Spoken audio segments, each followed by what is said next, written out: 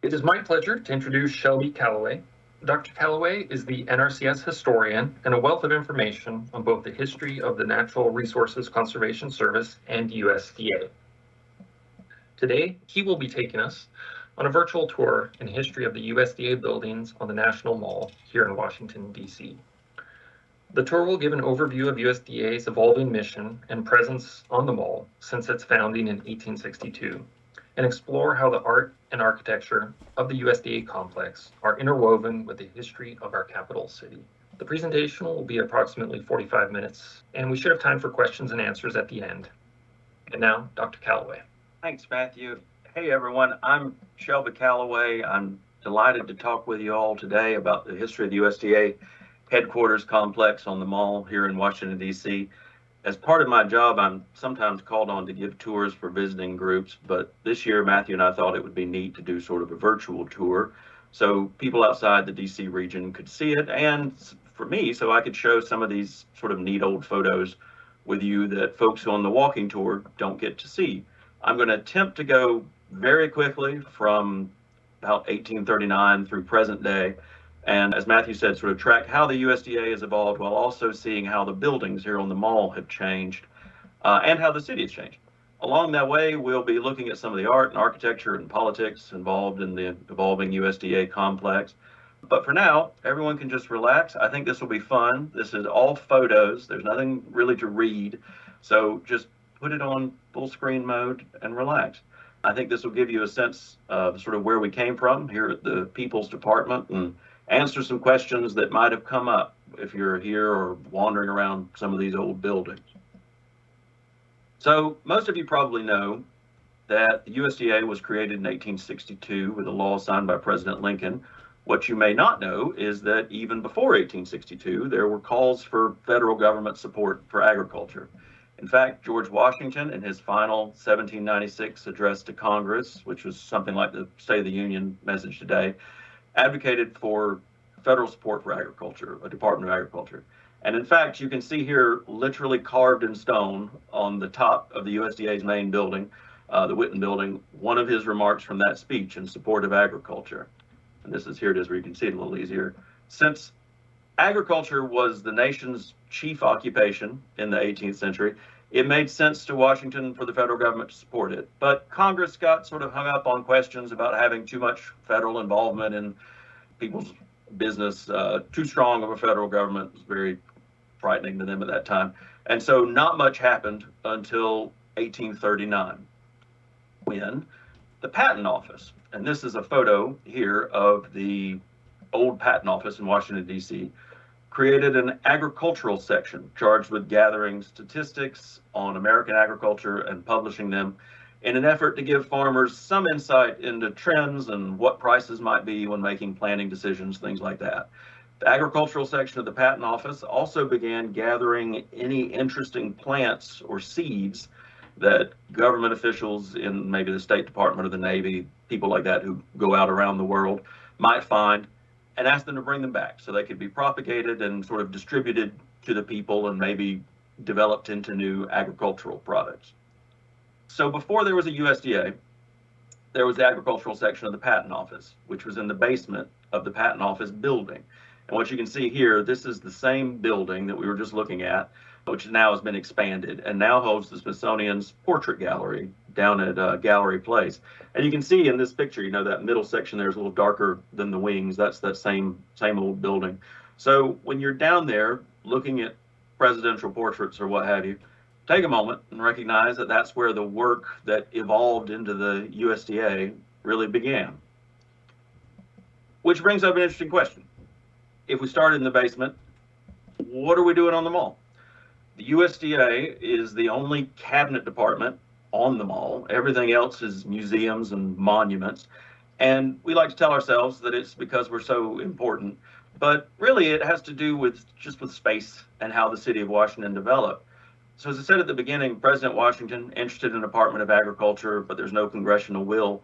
When half of Congress quit to go do their own thing, though, during the Civil War, the half that remained were able to get a lot of things done. So in 1862, Congress and President Lincoln created the USDA which took over the statistical and seed propagation work that had been going on at the patent office, which was sort of outgrowing its basement quarters. And the new department needed somewhere to go and somewhere with room to do experiments, build greenhouses, things like that. And so USDA was granted a piece of what was then called Government Reservation Number 2, but what is now a part of the National Mall. And you can see here a photo of the spot on the mall where the USDA now sits. This was taken from the Smithsonian Castle Tower in 1863, looking west, and there are a few things to point out here. You can see in the middle the stump of the Washington Monument, and that in itself is its own interesting story. You know, the sort of Washington enthusiasts attempted to build that monument on subscription by donation from 1848 to 1855, but it was hard to get enough money.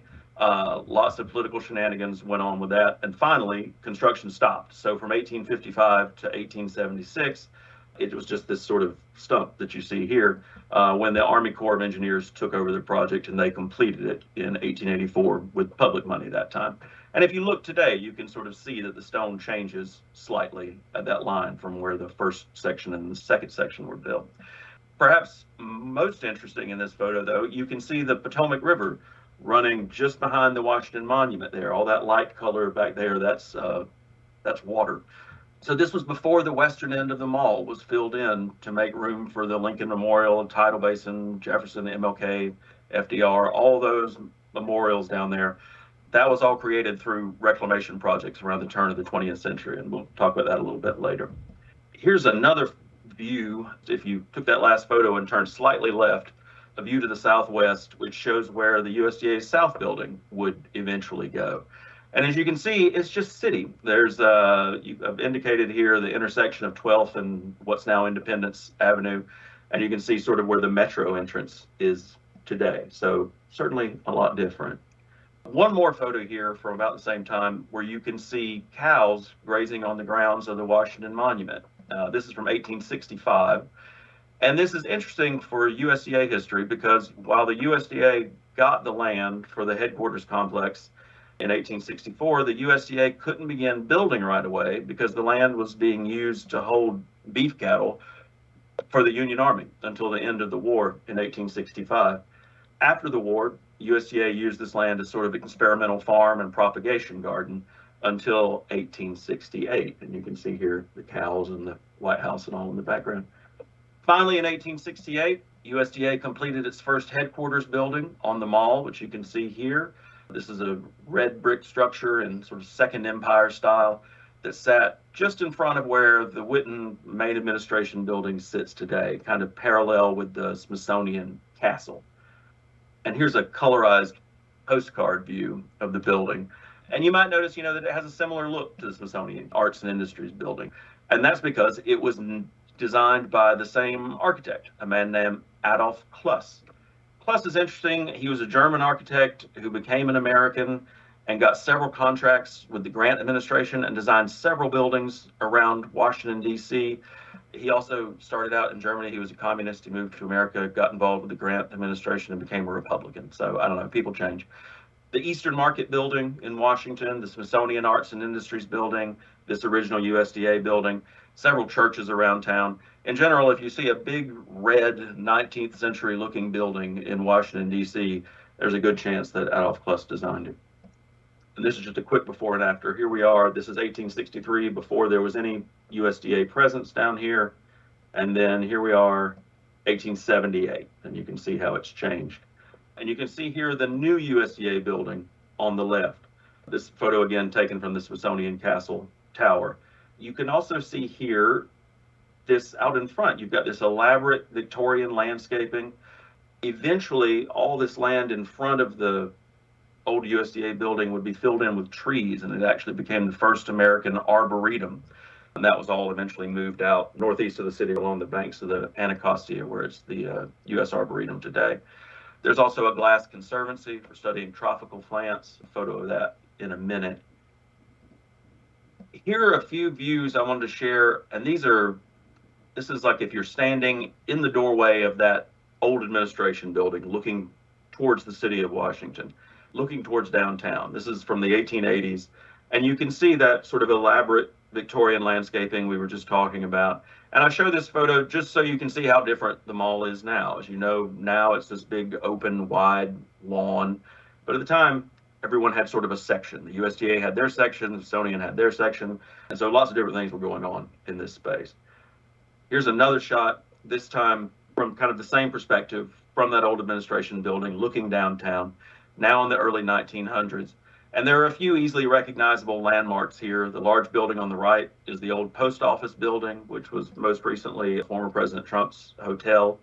And you can see some USDA greenhouses on the upper left, kind of tucked into the trees. The point, though, is that at this time, as I say, the mall is chopped up. The USDA has a section, the Smithsonian has a section, there's a train station on the mall, all sorts of different things, not what it looks like today. So to get back to USDA history, the early department got most of its money, not because of early efforts at research really, but because of its seed distribution. There weren't really seed companies at the time, and the USDA was propagating and distributing these new cultivars of seeds to farmers.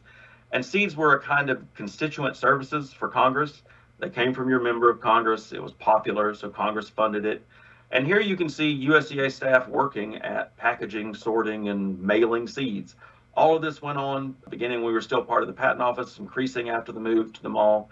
There were outbuildings around the old administration building devoted just to, processing and mailing out seeds. Some of them were distributed as a kind of research, so farmers would plant them and then report back on their performance.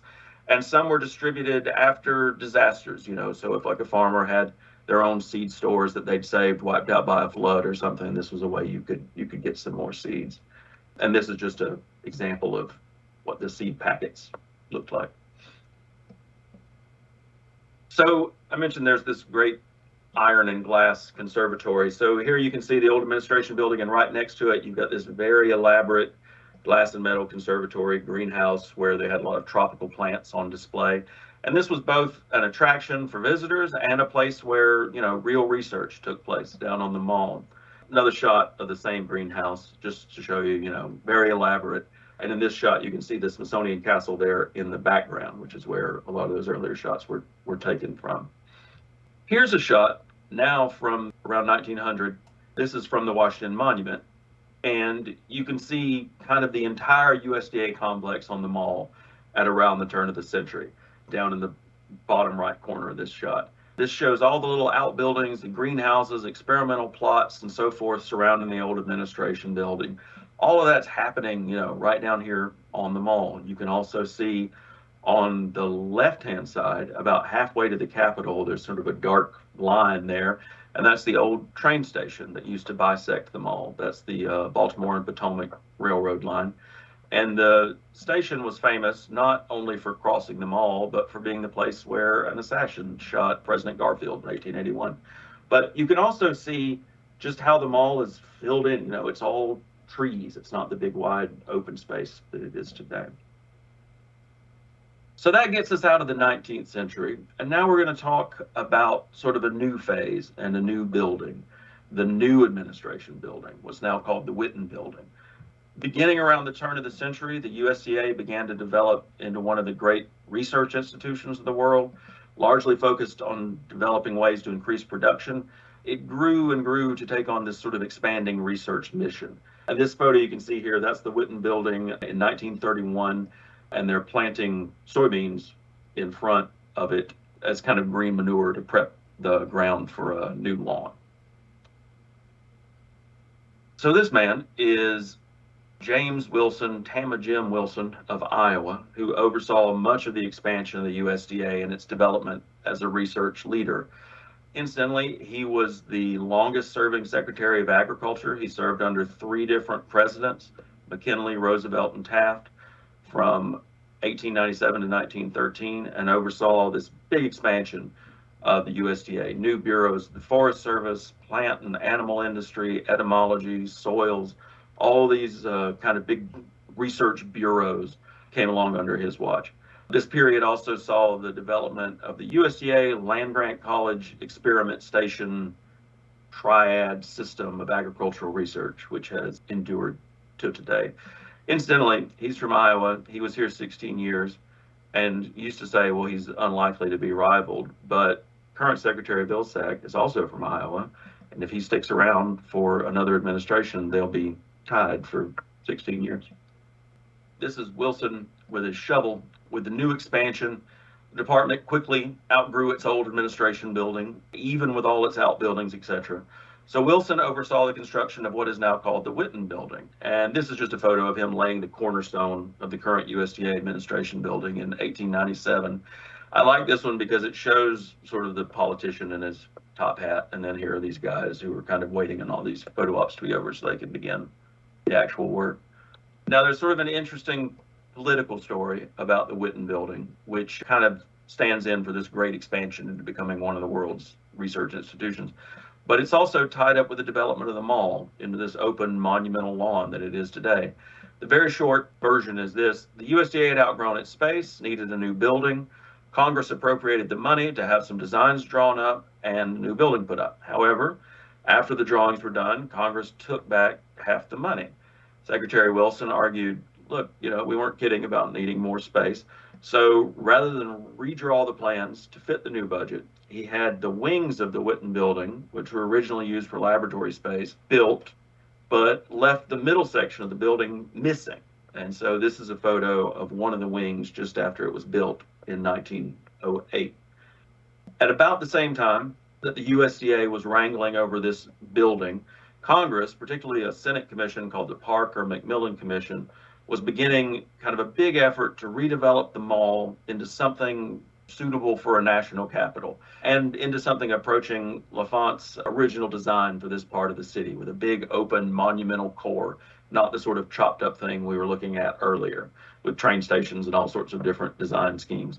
And this is a map of the commission's grand plan. Obviously, not all of this was implemented, but the idea of a wide green monumental core was adopted, and the reclamation of the former mudflats where the Lincoln Memorial and Tidal Basin now stand. Secretary Wilson's theory was USDA needs this space. We'll build the wings to this building because we need them most. Congress, because they're doing this big renovation and trying to kind of make the national capital suitable as a national capital, they will be embarrassed that one of the first things built, according to this new plan for the mall, will be missing its big center section, and so they'll give us the rest of the money. Congress doesn't like it when administration officials do end runs around their wishes, so the USDA did not get its money right away. Instead, the new administration building sat on the mall with two wings and no connection from about 1908 to about 1928, when they finally began construction on the central block. This is well after Wilson is gone. And as you can see here, the old administration building stuck around on the mall with the two wings for the new building in a very different style behind it for about 20 years. And so I don't know what the lesson is there, if it's don't test Congress or do, because what Wilson wanted, he was right, it did happen, but not during his tenure, I guess. Here's another shot just where you can see the orphaned wings and the old administration building, sort of how they're oriented there.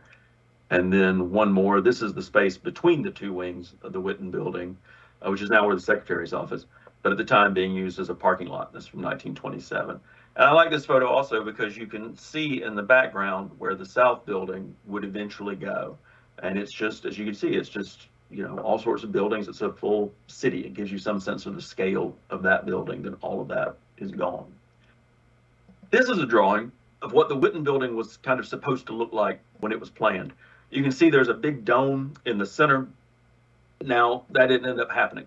By the time the central block was constructed from 1928 to 1930, the department had already outgrown even this new building, and things were much more expensive than they had been 25 years ago when these plans were drawn.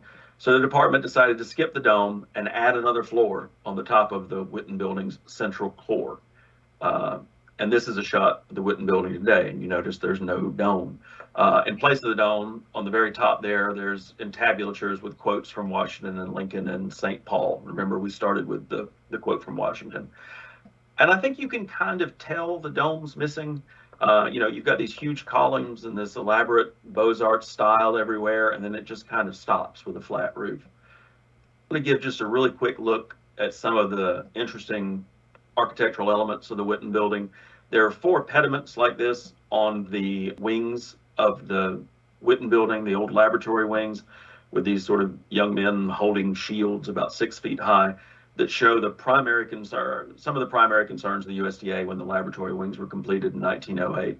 This one says forests. There are also shields that say flowers, fruits, and cereals. By the way, the Forest Service came to the USDA in 1905, so it was a recent acquisition when this was carved. A few other little touches you might miss as you walk around the building. This is a close-up of a keystone over the front door to the Whitten building, showing an ear of corn, maybe arguably the most important commodity, what would turn out to be the most important commodity of the 20th century. Corn shows up in several places on USDA buildings. And there are also cast iron buffalo heads on the spandrels under the windows. There are 36 of them around the Whitten building. And now we're going to this is stepping back just a minute. These are interior views from the old administration building that was torn down, and I share them because these show the museum, the interior of the museum that the USDA had in that old building. In the late 19th century, when the old administration building was in use, despite a lack of room, they were always struggling to find enough room to put everybody. They still dedicated the largest space in that building to a museum to show off new research products, cultivars of crops, agricultural inventions, wax models of fruit, etc., in these big, elaborate wooden glass cases you can see here. At the time when most of the nation made its living from agriculture, visitors to Washington, D.C. wanted to see something when they came, and these photos give you some idea of what the public saw when they came to the USDA. Now, I mention this because the interior, what's called the patio, which you can see here, is kind of connected to that old museum. As I mentioned, this building was designed to have the big dome originally, but instead it got another 4 and a skylight. And this space, as I say, often called the patio, but it was originally called a palm court. And the original idea with this skylight was that they could continue something like the old USDA museum we just saw.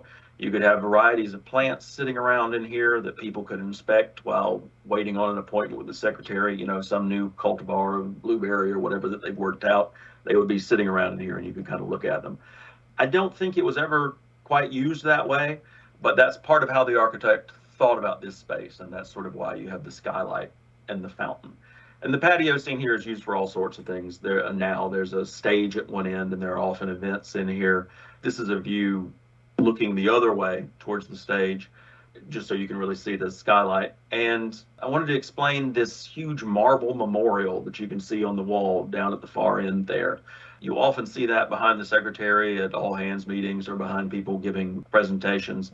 Here it is up close. That's a memorial to the USDA staff who died in World War I. The figures are life-size representations of an American soldier and a sailor from that war, and all the employees' names are there in the middle. The sculptor was a man named John Flanagan, who designed several things for the government, but the thing you'll probably be most familiar with is the Washington Quarter, the one seen here, the one with the it was the quarter for most of my life. One other interesting thing about this memorial, until very recently, this was, I think, the only federal World War I memorial in Washington, D.C. There was one built recently for the centennial, and there's a World War I memorial down on the mall, but it was actually erected by the District of Columbia. And so for many, many years, this was one of, if not the only federal World War I memorial in Washington. I just think this is interesting. Also in the patio, the clock on the wall spells out agriculture. So I don't know, it's always time for agriculture. I want to take just a few minutes here to also talk about our only kind of grand art in the USDA complex, which you can see here. The artist was a man named Thomas Gilbert White, and he was an American painter from Grand Rapids, Michigan, who lived and worked in Paris. He was well known as a muralist, and by the time he completed this mural, he had already painted murals in the state capitals of Kentucky and Oklahoma and Utah. And he designed this piece to fit into this 40-foot wide curved space in the main stairwell outside of the secretary's office. The subject matter is classical and allegorical. It's kind of a peaceful evening scene with people engaged in various agricultural pursuits on either side of a central composition featuring various goddesses languishing under an ancient oak. We're going to look more closely at the center here so I can kind of explain what you're looking at. In the center, in pink, seated in the middle, is Sybil, the earth goddess. At her sides on the right is Pomona, the goddess of gardens, holding a basket of fruit. On the left, leaning against a big sheaf of wheat, is Ceres, holding in her hands a sickle. Lying on the grass with her shirt off is Flora, goddess of flowers in spring. And then Pan is over there, kind of to the left, hidden near the feet of the goddess. And he's supposed to, according to the artist, he evokes the music of the fields upon his flute. And then there are babies scattered around down there who are begging fruits and flowers from Pomona in Florida. To quote the artist, this is meant to give the impression of serenity, of calm joy and health, evoking the peaceful happiness of the men of the fields, his eternal labor, the generosity of nature, its beauty and grandeur. Now, that's all fine, but when this went up, it was kind of a scandal. This is Washington, after all, and everything is political. That mural was commissioned in 1929, just after the central block of the building was completed during the Hoover administration. And I think a lot of people think it's like a WPA mural or some kind of New Deal art, but it's not. In fact, even though they paid for it, the Hoover administration folks didn't really like the design. They thought it was too foreign, too classical, too much like a painting and not bold like a mural. It didn't go up until 1934. By then, President Roosevelt was in office and the New Dealers were here, and they really hated it. They had in mind something like what you see here, which is one of the mural, or a study for one of the murals in the Department of Interior, and kind of what you usually think about when you think about New Deal art. A lot of bold, aggressive lines, sort of muscular, shirtless men pulling on levers, doing things, action. They wanted, tractors and modern farm equipment and that kind of thing. Instead, they unveiled our mural, which they so disliked that it was used as an example in official guidance by the Public Works Art Project of what not to do in public art. Rexford Tugwell, who was Assistant Secretary of Agriculture at the time, didn't like it, but instead of focusing on the artistic merits, Tugwell was annoyed with the message that he thought it sent. In the midst of the Great Depression, no one has any money, commodity prices have bottomed out, there's a dust bowl, families are losing their farms, and the USDA was installing this painting showing sort of idyllic scenes of easy farming, underscored by the inscription you can see here from Virgil. And I've got a translation of it there, but Tugwell summed it up as farmers should stop complaining. That's not really the right tone to strike in a depression. To be fair to Virgil, I should say that in context, he's comparing farmers to soldiers, but out of context, you don't really get that. And in fact, you might notice there's this small brass plaque there at the very bottom that says approved in 1932, and it lists these officials.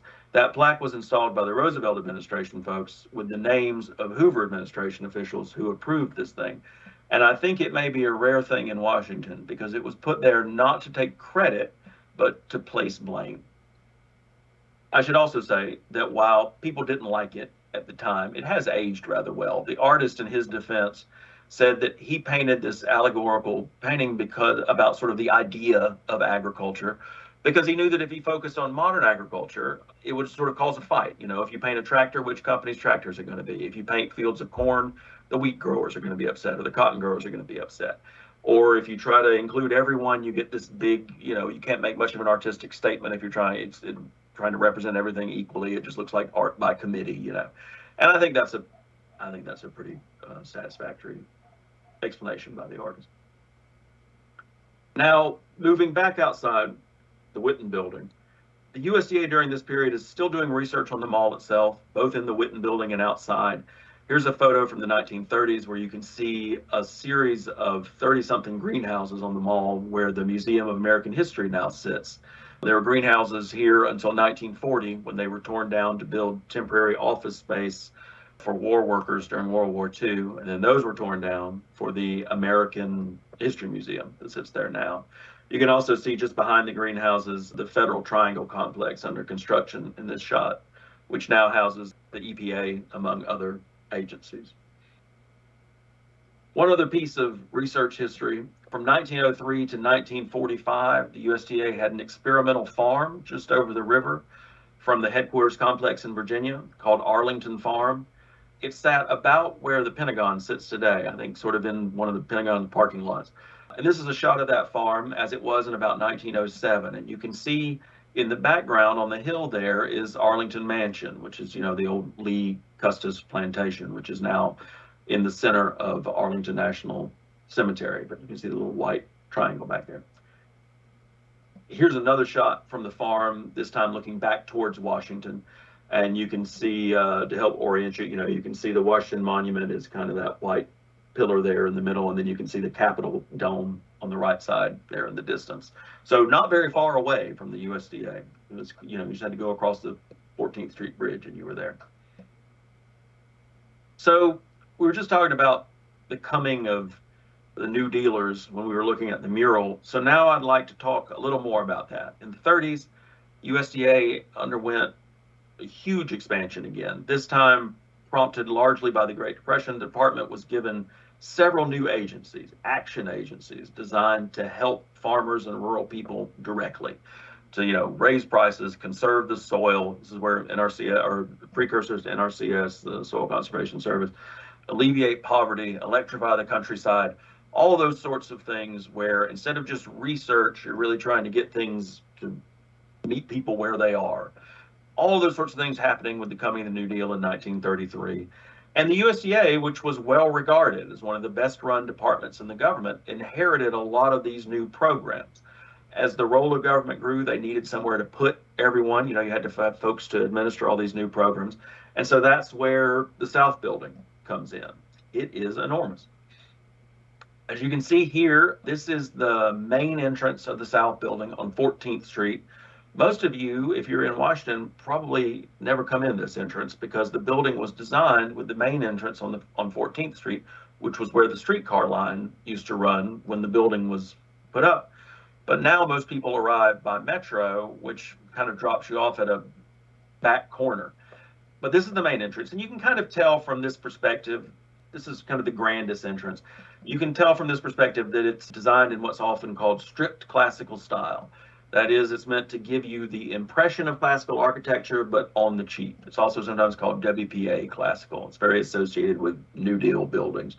So here you can see there are all these columns, but they're not really columns. They're sort of just half of a column stuck to the facade of the building. They aren't doing much architectural work. So for this building, instead of focusing on elaborate architecture like the Whitten Building, South Building is meant to be impressive just by its sheer size. And this is a map that gives you some idea of the size of the building. This is a fire map from 1893 that shows the 3 city blocks that the South Building displaced when it went up. All of the red squares are brick buildings. The South Building was originally called the Extensible Building because it was designed to be expanded slowly over many years. It was originally thought that building would slowly expand. It would take 20 or 30 or 40 years when it was first authorized in 1926. But then the New Deal and all these new programs, huge expansion of federal staff, you need somewhere to put people. And so instead of it taking 20 or 30 years, they put the whole thing up between 1930 and 1937. And here are a few photos of it going up. This is 1931, and you can see the Whitten Building completed now in the front, recently completed, and putting up wings 3 and 4 here. And here, 3 and 4 are completed, and they're beginning to expand into wing 5. And you can see here that the way this was built, the wings were completed so that people were working in the completed wings while the new wings were going up. So even though this isn't done, there are still people in that central core hard at work, right? Here we are a few years later, and it's almost entirely up now, but I just think it's interesting in this photo that you can tell there in that far section that there's still, even though it's almost enclosed, there's still some of the old brick buildings haven't been torn down yet, as they're still working on it. And then here's the whole thing completed. And you can see there are 7 wings, each with 6 floors, a basement and a sub-mason. There are about 2 million square feet in the building with about 1.3 million actual usable space, things that aren't elevator shafts and stuff like that. Here's another shot of the recently completed South Building.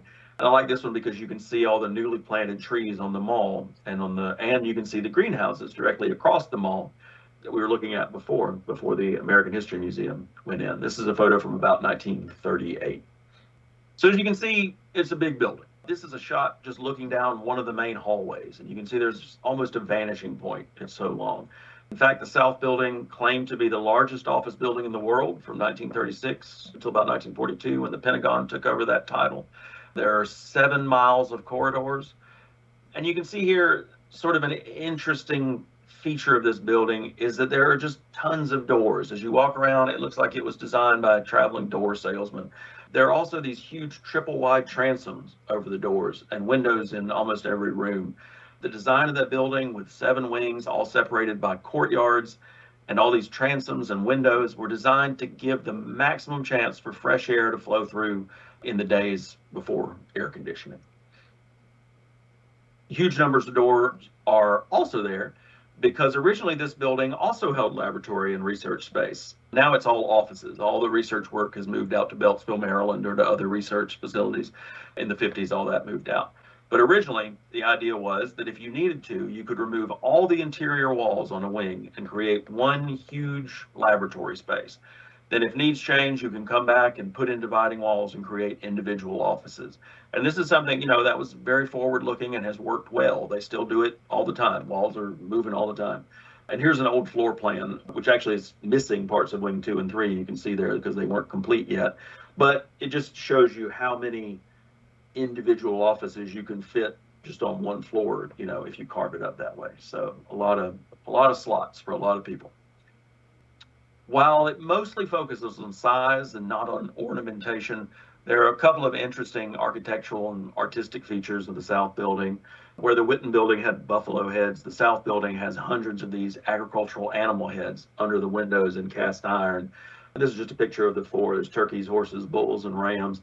And these numbers on the left, I found that in an old report. I have not verified those independently. This is one final little architectural touch that might only be of interest to me, but in reading old architect reports on the building, they sometimes mention that the South Building features a design element called a bucranium. And you might say, Shelby, what's a bucranium? Well, I had to look it up, and it's an architectural design feature of a garlanded ox or cow skull. It's often used in classical design and has all sorts of ancient meanings about rebirth and growth, and goes back to sacrificial cattle in ancient Greece. So I read about that, and I could not find anything like that on the building. And I thought the architect was just using sort of a fancy architectural school word to refer to the cast iron cow's heads we just saw.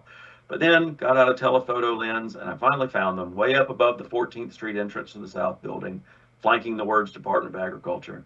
And here you can see one. You can also notice in this shot, there are ears of corn springing from the capital of these columns. So that corn motif kind of helps tie the South Building and the Whitten Building together, even if it is tough to see. One other interesting feature of the South Building are the greenhouses on the roof. They're not in use anymore, but the building has 2 greenhouses running the length of 2 of the wings for use in agricultural experiments. The structures are still there, though I understand they're in pretty bad shape. Here you can see them when they were new. I wish I had a new photo for you, but I can't convince anyone to give me a key to get up there. And then here's a photo of that last one is looking at them from the outside, and this is kind of what they looked like when they were in use. I should also mention the bridges over Independence Avenue connecting the South Building and the Whitten Building. These pedestrian bridges, one named for Secretary James Wilson, who we saw earlier, and the other for Seaman Knapp, who began the demonstration work that evolved into the Cooperative Extension Service, allow staff to cross between the 2 buildings without going outside. There's also a tunnel connecting the 2 buildings. There's 3 ways between the 2 buildings. And these were part of the original plan for the South Building as well.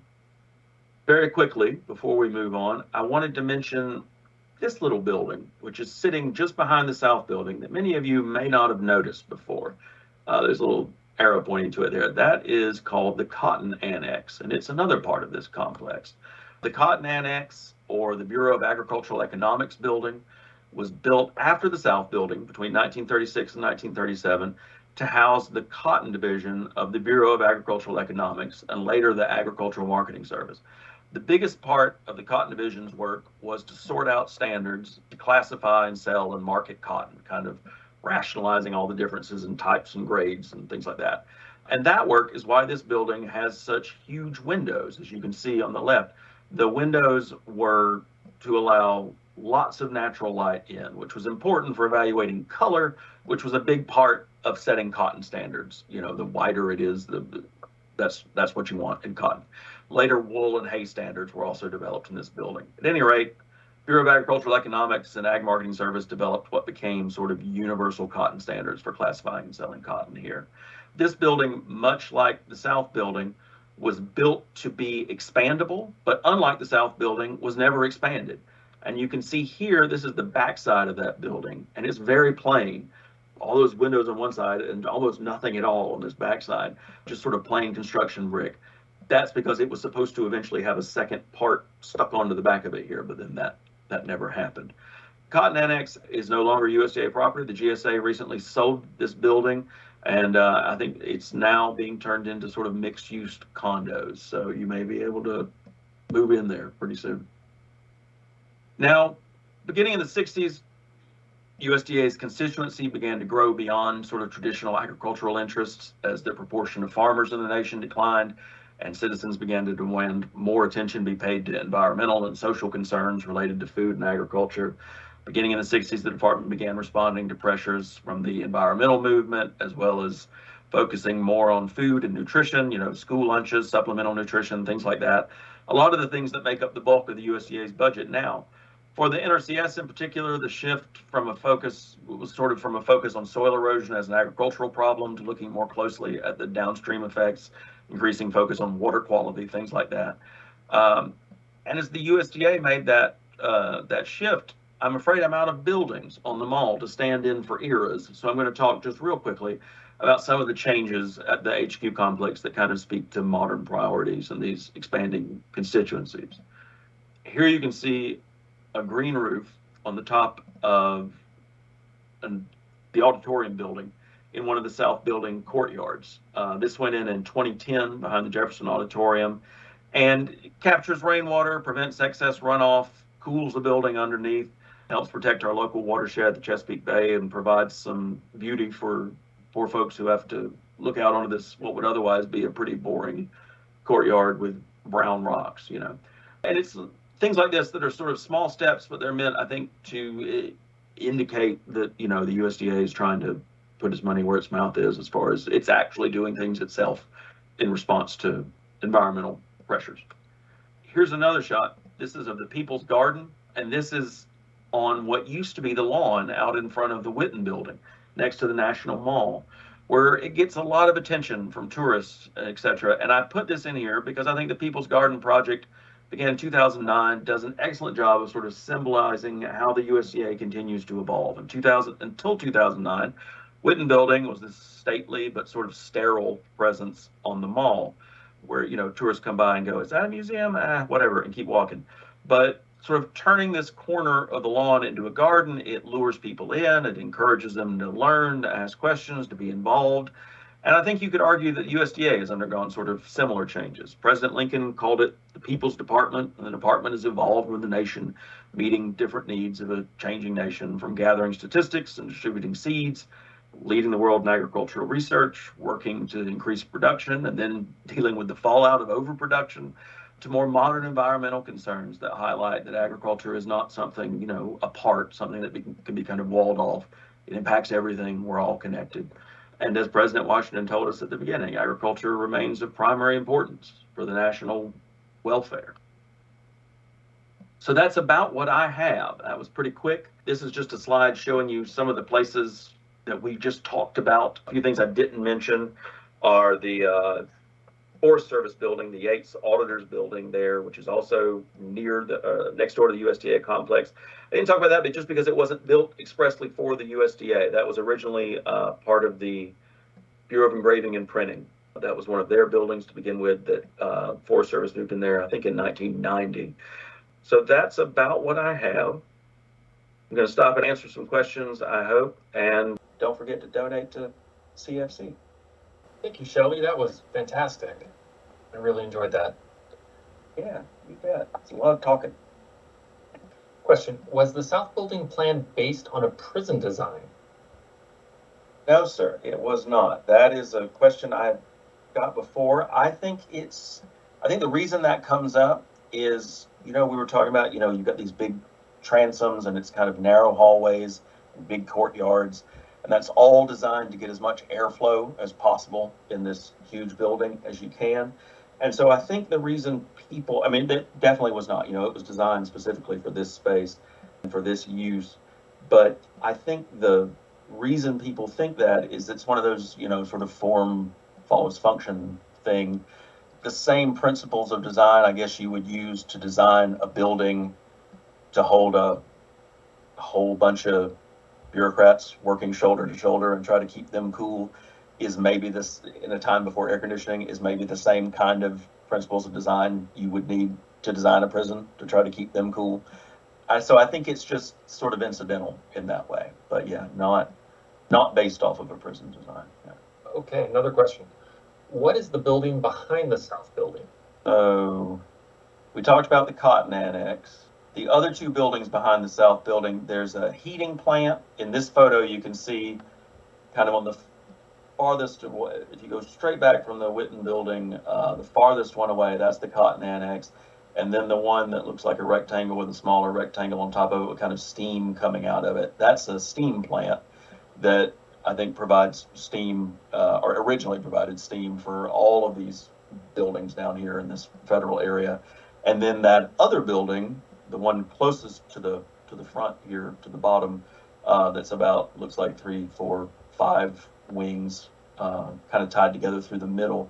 That's an annex to the Bureau of Engraving and Printing, which has a huge complex down there. Though I understand it's going to move soon, but that's what that one is part of, or at least that's what it was originally. It might be something else now. I don't know. You know how that goes.